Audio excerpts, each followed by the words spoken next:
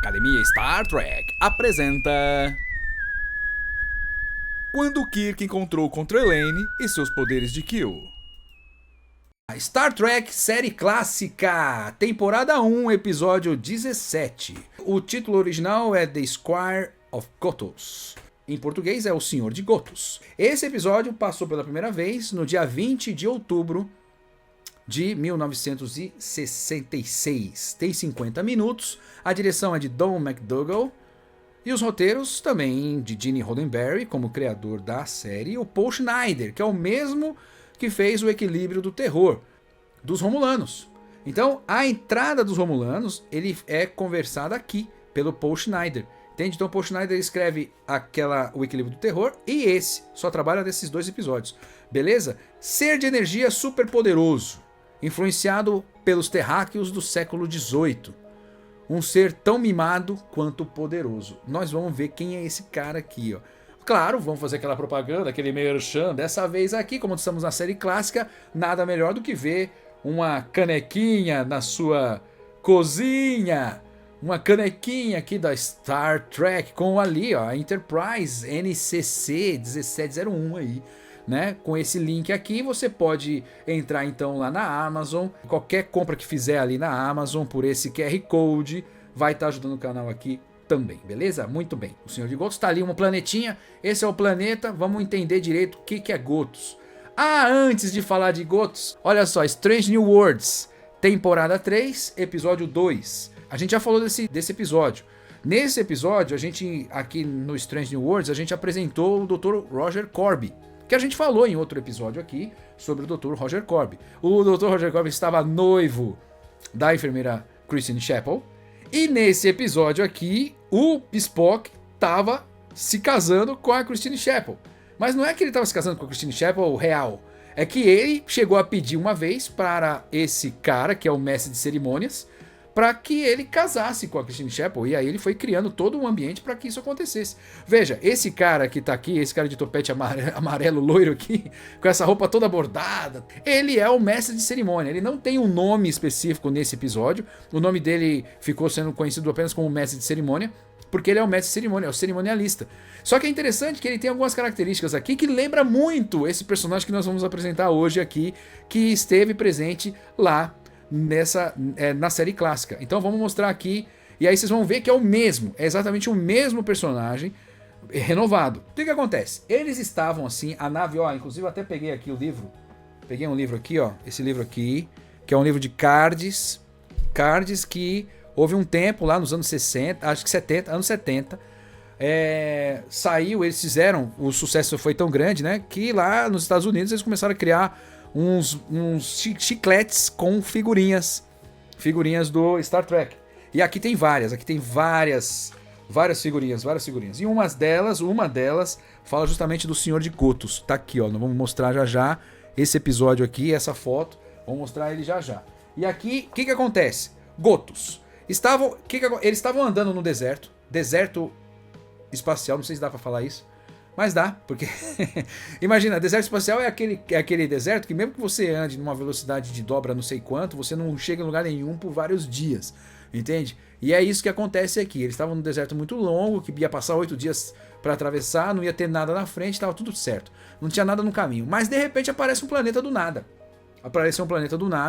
E esse planeta parecia que estava vindo em direção ao Kirk lá, em direção à Enterprise. Aí o Kirk pediu para o Sulu desviar, né? Só que o Sulu, antes de desviar, ele desapareceu. O Sulu e o Kirk desapareceram da nave. Sumiram. Simplesmente sumiram. Assim, ó. Tipo, sumiu. Aí, beleza. Voltou. Não, sumiu. E o Spock ficou tentando caçar ele, né? Ficaram algumas horas. Ficaram 4 horas fora. E ninguém sabia, sem notícia, sem nada.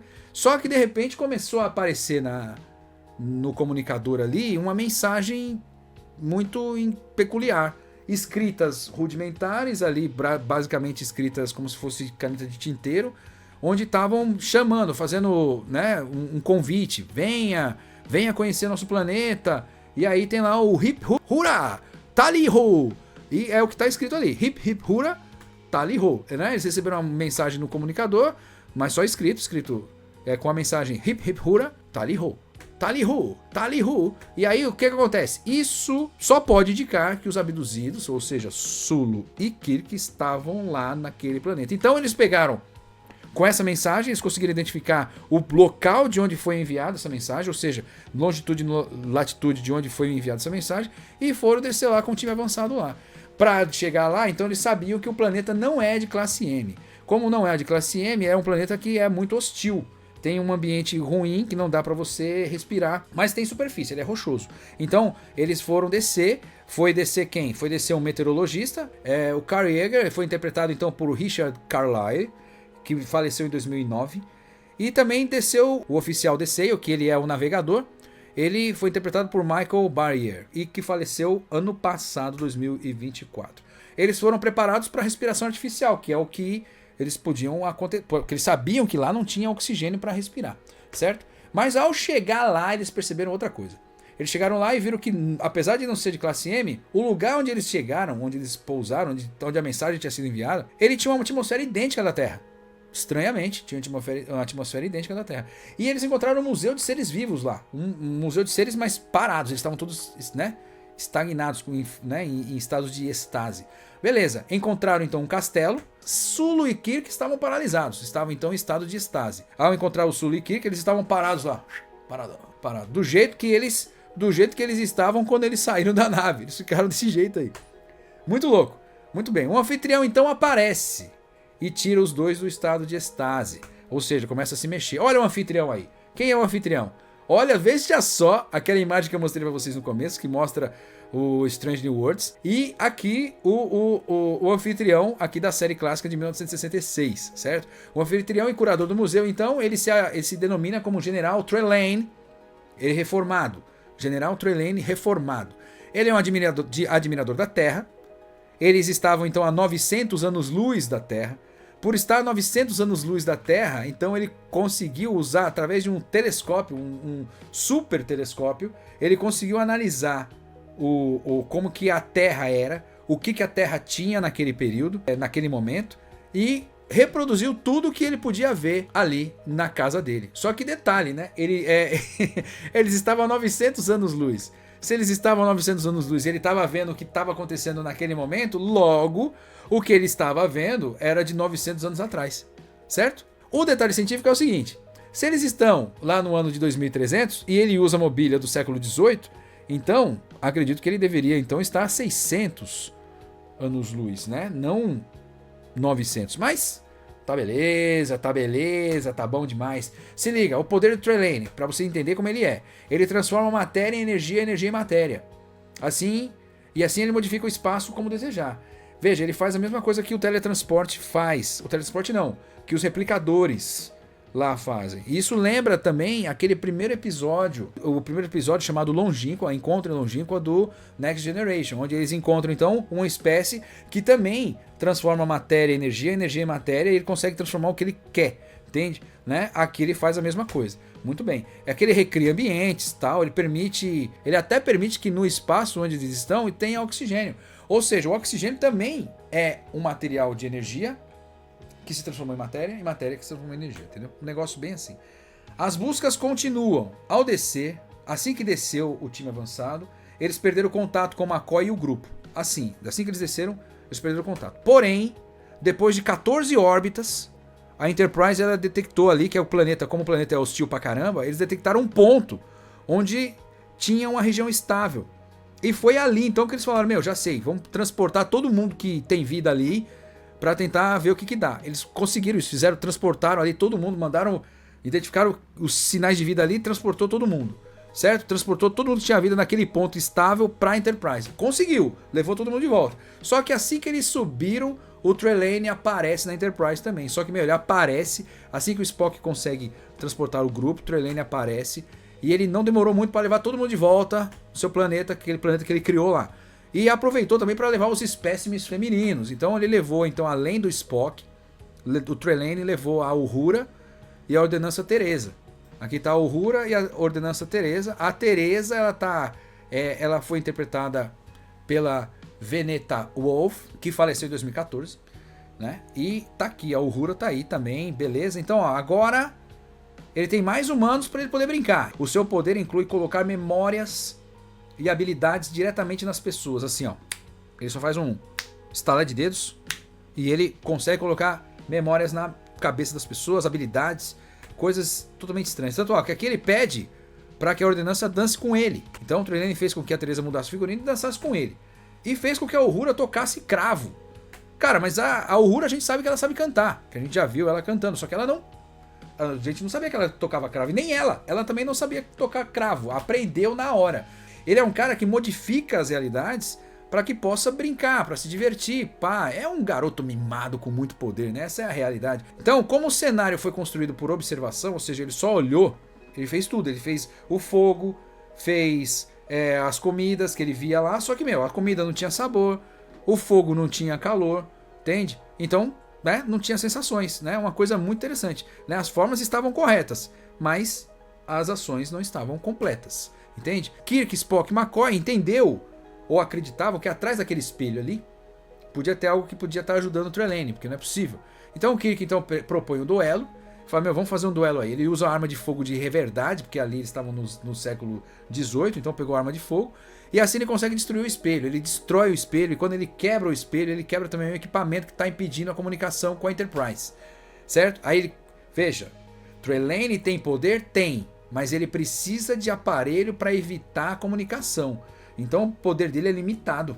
Beleza, nessa o Kirk consegue transportar todo mundo de volta para a nave novamente, e lá o bicho pega. Porque o que acontece? A Enterprise passa a ser perseguida pelo planeta. O planeta Gotos começa a perseguir. Vendo que o planeta Gotos estava em rota de colisão, o Kirk toma uma decisão e fala, peraí, eu vou voltar para lá, volta para Gotos. Só que ele volta sozinho. Quando ele volta sozinho, ele pede pro Spock esperar um pouco só. Se ele não tiver notícias por um tempo, ele pode ir embora. Leva. Chegando no planeta, Trelawney criou um tribunal estranho lá. E a forca parecia ser inevitável. Como a forca é inevitável, o Kirk negocia com Trelawney. Vai negociar porque fala assim, forca é um negócio muito rápido. Pô, você não quer desafio? Cadê? Você não quer desafiar? Você não quer ser desafiado? Né? Ele sugere, na verdade, uma caça, que é muito mais divertido do que uma forca que é... Forca chegou, matou, foi embora. Já no caso legal é caçar. E aí ele sugeriu uma caça. Mas ele pediu que antes que o Trelawney liberasse a Enterprise, para que ele brincasse somente com o Kirk. Veja, o Kirk já sacou que o Trelawney ele tá agindo como uma criança e ele tá tentando fazer o jogo dele. Libera a nave, deixa eu aqui. Beleza. Ele aceitou, o Trelawney aparentemente aceitou. Então o Trelawney coloca o Kirk fora do castelo e passa a caçá-lo. Só que, nessa aí vai que vem, tal. O Kirk tenta contato com a Enterprise, não tem sucesso, o negócio tá complicado. Chega uma hora que o Kirk tá encurralado, ele não tem outro jeito, não vê como, mas ele tenta tratar o Trelawney como uma criança, cara. Ele vai e trata como uma criança, ele vai e pega a espada como se fosse uma criança mimada. Vamos parar com isso aqui. Pega a espada e quebra a espada no meio e ainda desfere logo 2 tapas na cara do Trelawney. Pá! Trelawney resolveu não liberar a Enterprise. Veja, ele tinha prometido, mas ele falou que não vai liberar. Porque ele achou legal essa ideia de caçar e vai trazer todo mundo da nave Enterprise pra brincar com ele. Porém, aparece 2 seres de luz. Esses seres de luz aparecem pra chamar a atenção do Trelawney. Ou seja, são os pais do Trelawney, cara. Se liga, um bicho super poderoso desse tem pais. Ele é parte de uma família. E aí os seres de energia chegam e conversam. Fala, peraí, ô Trelawney, que história é essa, cara? O que você tá fazendo? E aí tanto tem uma voz feminina e uma voz masculina. Aí você percebe então que é pai e mãe. Beleza, os pais eles chegam e pedem já desculpa pro Kirk, né? Eles são seres de energia, sencientes, super inteligentes, tal, poderosos pra caramba. Eles pedem desculpa pro Kirk, porque mimaram demais o filho. E Trelawney então se comportou como uma criança que foi pega na travessura, manja. Então começou a gritar, a espernear, a reclamar. Trelawney então ele volta para casa. Os pais então o impediram de criar mais planetas, já que ele não sabe criar planeta, não tem ideia. Mas veja, olha o poder dos caras, eles conseguem criar planetas, bicho. Né? É um negócio muito doido. E como ele não sabe cuidar das espécies, também ele não vai ter mais. Ou seja, a ideia, ele tá dizendo, os pais estão dizendo que, poxa, do jeito que ele tratou os humanos agora, ele não pode ter mais nenhum bicho de estimação, cara. Não sabe cuidar, né? Não tem o porquê. Muito louco isso. E Trelawney sai então chorando, reclamando, batendo o pé, porque ele achava que tudo era uma brincadeira e que ele tava ganhando o jogo ali. Meu, é muito louco, muito louco. Esse episódio ele é muito peculiar, muito legal mesmo, mas eu quero mostrar agora um detalhe. Veja, aqui nós temos então uma evolução do Trelane. Vamos imaginar, vamos lembrar o seguinte: Capitão Pike é anterior ao Kirk. Esse não pode ser o Trelane. Não pode ser o Trelane. A não ser que haja então um reboot mesmo da história. Esse cara totalmente ele é da mesma espécie que o Trelane. Isso sem dúvida. Ele tem as mesmas características, ele tem os mesmos parentes, ele também é um ser de energia, ele também coloca habilidades e coisas na cabeça das pessoas que ele quer. Ele apenas com o estalar de dedos ele faz tudo isso do mesmo jeito. Até porque, ó, se liga, nesse bar ele é bartender, ele é barman. Se ele é barman, ele já sabe fazer as bebidas. As bebidas deles têm gosto, sendo que lá ele não tinha esse contato com os humanos, entende? O que aqui dá pra entender é o seguinte: como houve um reboot da série, dá pra entender que o contato com o Trelane, que é ele, só que aqui ele não tem nome, aqui ele tá como mestre de cerimônias, o contato com o Trelane pode ter acontecido então antes do que o que aconteceria, o que ele deveria acontecer, o contato do Trelane com o Kirk. Só que nesse contato, o Trelane só teria contato com o ser humano por observação de um super telescópio. Nesse caso aqui, ele já está tendo contato com o ser humano antes, entende? Ele já está participando do evento de matrimônio aqui, de casamento. Então ele já conhece as tradições humanas e sabe colocar sabor, sabe o que esquenta, o que esfria, entende? Coisa que lá o Trelane original da série clássica não sabe. Certo? Então, beleza. Mas ele tem poderes, os mesmos poderes. E aí é onde vem a questão dos poderes. Então veja, até pra gente elaborar aqui, né? Conversar mais. Lembra do Kill? Lembra do Kill? O Kill é um ser super poderoso que aparece então na série Next Generation, na nova geração. Logo no primeiro episódio da nova geração, a gente já falou disso aqui. No episódio chamado Encontro em Longínqua, a gente tem a presença do Kill, que é um cara super poderoso, que ele não fala muito no primeiro episódio sobre como que ele adquiriu seus poderes, mas a gente já sabe, de tanto que assistiu essa série, já sabe que ele faz parte de um universo chamado Kill Contínuo, ou seja, um espaço exclusivo de todos que são Kills, né? Todos que são Kills, todos que são da mesma espécie. Só que aí é que tá, eles são poderosos demais. Veja que os poderes do Kill, ele é semelhante ao poder do Trelane e ao poder do Mestre de Cerimônia. Se bem que no Mestre de Cerimônia, ele não mostra tantos poderes assim, que ele só faz ali, ele só mexe com a cabeça. Mexe com a cabeça do povo, ele se limita a isso. E ele não precisa de nenhum equipamento para mexer com a cabeça do povo. Mas é porque ele mexe com a cabeça do povo. Veja, no caso do Senhor de Gotos, quando o cara ele tem poder de criar planetas, ele pode criar planetas, ele consegue impedir que a nave voe, que a nave decole. Ele tem várias outras características que ele se torna muito mais poderoso do que apenas colocar informação na cabeça, certo? Então, veja, o poder do Trelane ele é muito parecido com o poder do Kill. Então, o Kill aqui, por exemplo, o Kill ele consegue paralisar pessoas.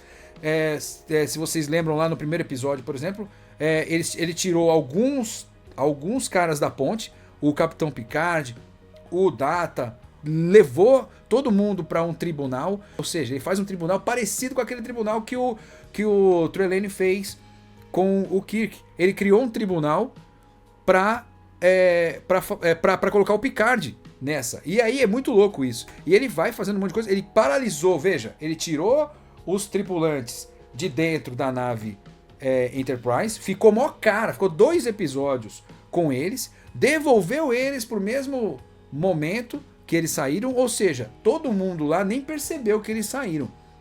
Só que quem saiu ficou com a experiência guardada na memória. Então veja, ele consegue paralisar pessoas, consegue transportar o que quiser, para onde quiser, a distâncias intangíveis, instantaneamente, apenas num estalar de dedos, modifica o espaço e tempo, e no futuro, que a gente já sabe, eles vão ter também uma guerra civil ali no universo Kill. A gente vai saber isso mais quando a gente estiver falando sobre o seriado Voyager, beleza? Que ele aparece muito na Voyager também. Aparece mais na Next Generation, mas ele aparece também tanto na Deep Space Nine quanto também na Voyager, certo? E aí a gente fica sabendo desses problemas que acontecem aí. Aí onde entra aquela história que vocês podem depois determinar se o mestre de cerimônia é o mesmo cara do Trelane e se o Trelane também é um Kill. Entende? Aí vocês podem identificar, eu só quero mostrar para vocês que um se baseia no outro. O Kill, sem dúvida, é uma base, ele é baseado no Trelane, sem dúvida, certo? E o mestre de cerimônia que tá aí no Strange New Worlds também, entende? Também. Só que, claramente, veja, no caso do Kill, você não tem informações de seres energéticos, mas sabe que ele é um cara de energia. Ele só monta a forma humana porque é o que ele quer ali. Quando ele tá perto dos humanos, ele fica parecendo com o humano, que ele já disse isso. Entende? É bem esse negócio, beleza? Então é bem louco isso aí, bem legal pra gente ficar pensando mesmo, pra gente ficar pensando mesmo. Muito bem. A Academia Star Trek apresentou Quando Kirk encontrou com Trelane seus poderes de Kill. Até a próxima.